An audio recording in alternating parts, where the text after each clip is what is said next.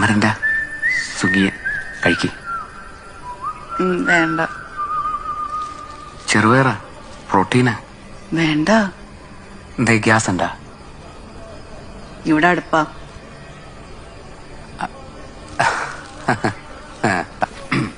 ഇനി എന്നിട്ടാ പരിപാടി? മിറ്റടിക്കണം.